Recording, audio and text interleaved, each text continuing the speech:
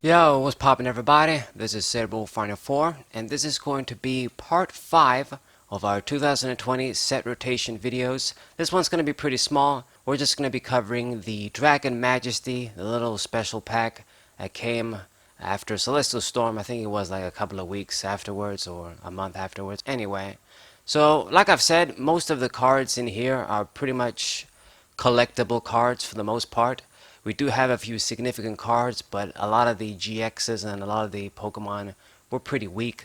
Like, for example, the most significant GX from this set, in my opinion anyways, would be Altaria GX. This Pokemon did have a lot of potential, in my opinion, when it first came out. And when we just have GXs before V Pokemon, GXs and EXs and expanded, I suppose. All three attacks are very useful. Bright Tone does 50 for 2, and you can make yourself immune to GX and EX Pokemon. Since this is an effect through an attack, it wouldn't be as easy to stop as something like an ability that makes you immune to GX Pokemon.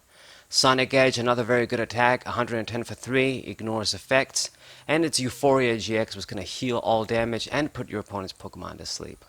So there was nothing really wrong about this Dragon Pokemon. I mean, it had solid HP for a stage 1, good bottom stats, 1 retreat is good, all 3 attacks were useful. It's a shame I didn't manage to get my own copies to show you guys on TCG Online, but as always, these kinds of attacks like Bright Tone that make you immune to specific variants of Pokemon have a power creep expiration date. Like now that we have V Pokemon, even if Altaria GX would stick around, it wouldn't be able to be as effective. But this is Altaria GX. The other good GX Pokemon from this set, Kingdra GX, was pretty much only used in the Archie's Blastoise decks to just grab him from the discard pile. All the wrong interactions, but anyway.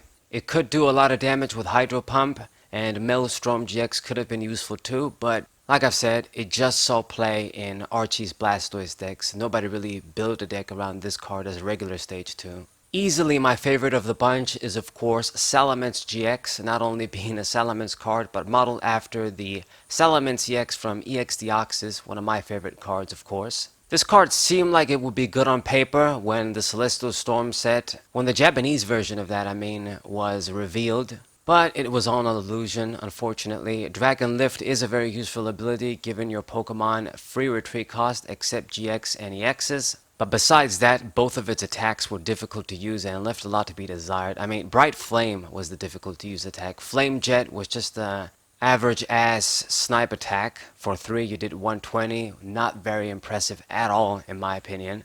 And Bright Flame would just do 200 for 4. You did need both a fire and a water energy, which made things complicated, and you had to discard 2 energies too. At the very damn least, if it did a lot more damage, like it was actually worth the trouble to power this attack and get one-hit knockouts, it would at least have been good enough for some while. But at 200 damage, it wouldn't even kill most of the stage 1 GXs in one shot. You needed to slap a choice band, and the best options to really use this card, Light and Expanded, where there was tougher competition too.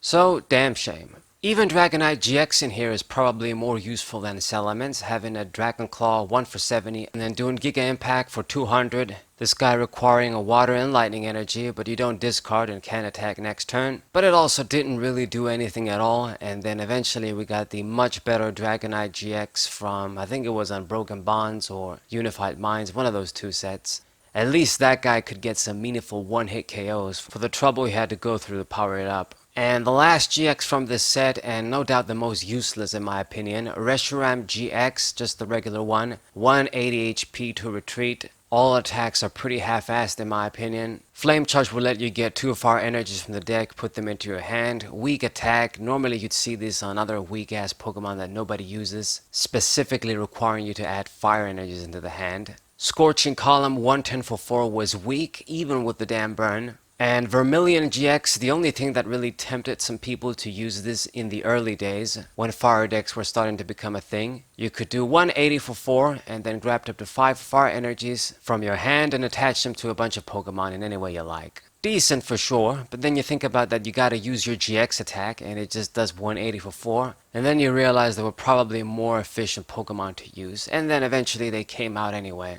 Like Breaks and Charizard Tag Team GX completely puts this card to shame. And overall, all of the GXs that we're losing weren't really doing anything, and they were just sticking around there collecting dust. So, minor losses really. There isn't really much for trainers either, but we do lose a very key trainer card, and that is Fiery Flint. I believe this card did get like a gold secret in one of the other sets after this one, so technically it should stick around, but if I'm wrong, you guys know that it originally comes over here. An item that lets you discard 2 cards from your hand in order to add 4 fire energies from the deck to the hand. Key card in most fire decks since it's just an item. Perfectly working with Heat Factory and Welder, and there's always uses in discard outlets in lots of decks, so it was an excellent card for the fire attribute.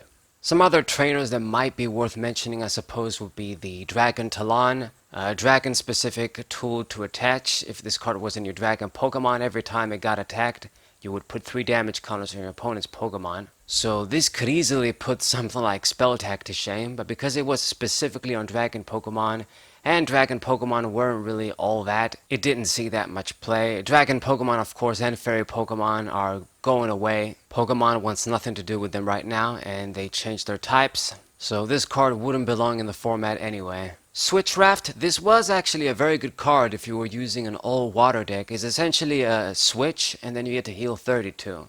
So if you used all water Pokemon in your deck, you really had no reason not to use this over Switch. So a useful card water decks are going to be losing.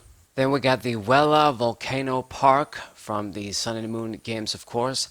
This stadium nobody really used. Like even if you were going to use like a burn focused deck on the burn status, would you really use this card when we had other useful stadiums? Maybe, but I never saw anybody using it on TCG Online. What it does is it always forces your opponent to get the burn. Like even if they flip heads, they don't get to remove the burn. So that's essentially it. We did have, and we still do have, some burn tactics that could be possible, but they're not very consistent. So that's why they're not seeing play. And then you got the only supporter probably worth a damn, the Lance Prism supporter. So you could only play this card if one of your Pokemon got knocked out. You could search your deck for up to 2 Dragon Pokemon and instantly put them onto your bench. So this was a great little counter revenge card to use to get some instant stage 2 Dragon Pokemon from your deck and instantly put them on the bench. But obviously its uses were very niche. Zinnia and Blade Slat Stand, they're not very good cards in my opinion. They weren't very good when they got released, so right now they're definitely ass. Zinnia is like a much shittier welder, pretty much. If one of your Pokemon got knocked out, you could attach up to 2 basic energy cards from your hand to one of your Dragon Pokemon. So you don't get to draw, somebody had to die in order for you to use it, and it has the Dragon type limitation once again, so I don't even know why I'm mentioning it. The last thing to talk about is some of the regular, you could say, key Pokemon from this mini set. Blaziken with Fire Starter is my favorite for sure. I really tried to use this card in Standard and Expanded, but because it was a Stage 2, even though it shares that Malamar effect, it was very difficult to use. If you guys don't know, this card is basically like a revamped, remake version of a Blaziken from the EX era that was actually much stronger competitive card with the same effect. Grab a Fire Energy from the discard pile, attach it to one of your bench Pokemon. And it would have been awesome if we could have used this card effectively. The possibilities were really endless with all of the Fire Pokemon and Fire support. Not even Fire, you could power up Dragon, you could power up a bunch of Pokemon with this. But too much of an inconsistent strategy. Victini Prism proved a very useful key card in pretty much all of the Fire Welder decks. Gave you an opportunity to do very heavy damage using a regular Pokemon and then grabbing all of the Fire Energies in your discard pile and putting them back to your deck. This card ensured that if you could use it, you weren't going to deck out and you weren't going to run out of Fire Energies. So I know that Fire decks won't like losing it. It was 99% always used in those regular Blazephylon decks, but I know other Fire decks used it as well as a good tech. Quagsire with Washout was a really good card for a while. With its ability to move water energies around, it enabled various water energy regulation decks, similar to Aromatize and Weavile GX. It had more limitations than those two, but with Naganadel from Lost Thunder, and when we had Aqua Patch even, you had some water decks that could be pretty difficult to take down once they got perfectly set up. Like, nobody uses the Wailord Magikarp Tag Team GX, but this card was definitely used with this Quagsire to some good effect. And other Pokemon like Lapras and other just water GX could make use of this card. Wishy-Washy with Meetup is irrelevant right now since we lost the Wishy-Washy GX from Guardians Rising, but it was a card that was supposed to help you make a deck out of a Wishy-Washy Pokemon. It was pretty simple to use and could have been pretty nasty, but it was easy to play around and pretty predictable. Altaria with Fight Song was a direct sort of a reprint, almost exact reprint you could say, from the Dragon's Exalted Altaria. You get this stage 1 out, all of your Dragon Pokemon get a 20 attack boost. Great card for sure. In my opinion, not enough people tried to really make use of this card when we had it in Standard. And it's too bad I didn't get the chance to use it either, since I didn't get Dragon Majesty packs in real life. Too bad. Zekrom with Shred is actually a really overlooked Pokemon in my opinion. We don't really have too many cards that have this Shred attack that goes through effects. That's always very useful to have around.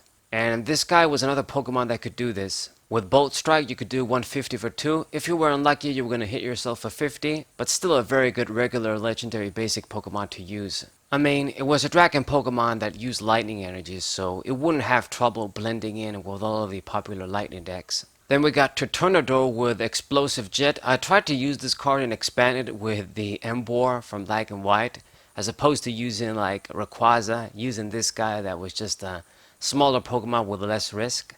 And it could do about almost the same damage. You also need to just use fire energies, so it's a bit more flexible than that. Discard fire energies from the bench too. Some welder decks did use this in Standard as a good little regular attacker, you could say, that was also a dragon as opposed to fire. And then the last Pokemon was this nice little Dragon Drampa, 120 HP, working with any energies. And with Dragon Wisdom, you could do some solid damage and power up your Dragon Pokemon. He basically can grab basic energies from the discard pile when it attacks, and you put them on your bench Pokemon. So he could be good, I guess, if you really wanted to try and power up something like Salamis GX and just do something, but like I said, too inconsistent, too slow, and too weak. So these are all the most relevant cards we're losing from the Dragon Majesty set. And I want to take this opportunity right now to give you guys like a little summary, I guess, some quick thoughts on the overall 2020 rotation. So, various attributes lose a lot of power.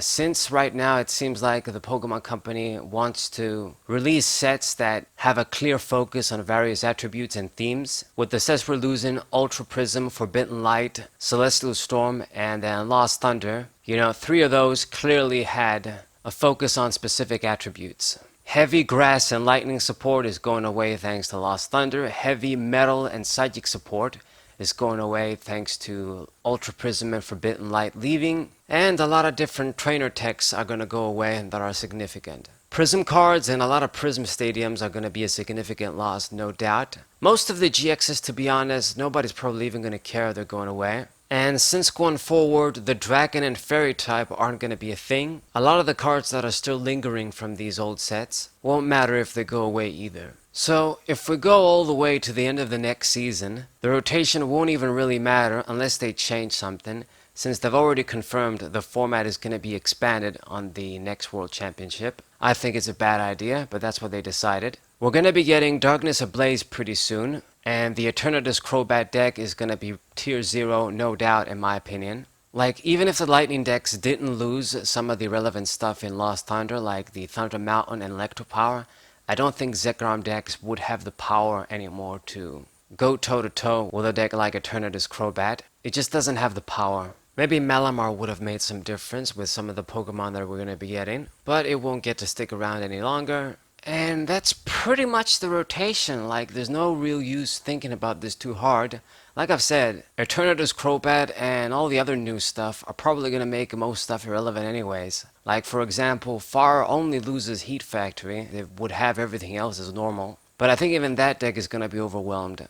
I seriously think that even some of the Arceus variants with like Zacian and other Pokemon, even those are probably going to have trouble against the Eternatus Crobat. Because it's just going to be too fast and too powerful. They didn't make Crobat once per turn as they should have done. Even the regular Eternatus can actually put some decent pressure while you're setting up. And maybe the only good answer would be to use like fighting decks, like Fighting V-Decks, or some of the Fighting VMAX Pokemon like Stonejourner, or a Coalossal, Rhyperior, Regirock. These might be your best options. But we're finally finished with the rotation videos, guys. Hope you guys enjoyed them. Hope you guys subscribe to the channel and leave a like. Share this video series with other TCG players that need to have a good grasp of the rotation, and tell me in the comments what you guys think. Cerebral Final 4, thank you guys for watching. We'll say.